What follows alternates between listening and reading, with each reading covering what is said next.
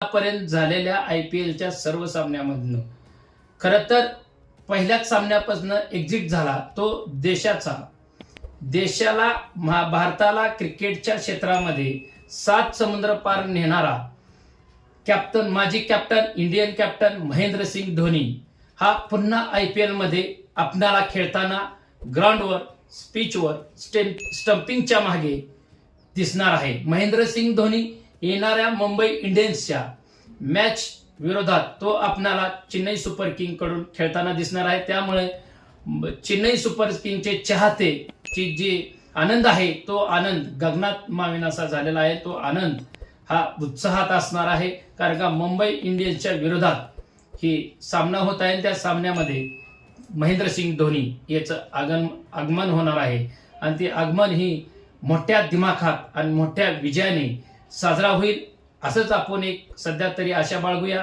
कारण Chennai super king मध्ये महाराष्ट्रातले जवळजवळ 5 ते 6 खेळाडू आहेत।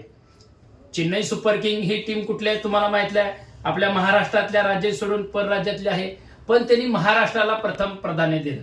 आणि मुंबई इंडियन्स टीम ही महाराष्ट्राची आहे। मुंबई महाराष्ट्राची राजधानी, देशाची राजधानी सगळ्यात मोठी मुंबई, आणि मुंबई ही महाराष्ट्रात आहे। महाराष्ट्राची राजधानी मुंबई आहे आणि मुंबई इंडियन्सचा मालक हा गुजराती आहे, म्हणजे परराज्यातला आहे। गुजराती हा दोष नाही, गुजरात हा सध्या भारताचाच भाग आहे, पण गुजरातचा मालक आहे। त्याचबरोबर मुंबई इंडियन्सचा कॅप्टन जो आहे तो सध्या गुजरातचा आहे। त्याच्यामुळे ह्या दोन जे आहेत मुंबई इंडियन्स आणि चेन्नई सुपर किंग या देशामध्ये, भारत देशामध्ये सगळ्यात जास्त फॅन फॉलोअर्स त्यांचे आहेत आणि प्रत्येकाची सोशल मीडियावर एक वेगळी झलक आरोप प्रत्यारोपाची पाहायला मिळत असते। ही मॅच आहे, हा IPL आहे।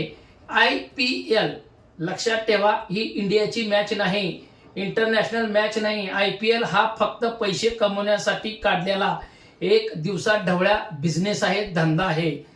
जे चाहते आहेत ना त्यांना माझी नम्र विनंती आहे, हे सगळे मुंबई इंडियन्स असू दे, चेन्नई सुपर किंग असू दे, बेंगलोर असू दे, दिल्ली असू दे, पंजाब असू दे, सगळे त्यामध्ये इंटरनॅशनल खेळाडू प्रत्येक टीम मध्ये IPLच्या विभागलेले आहेत।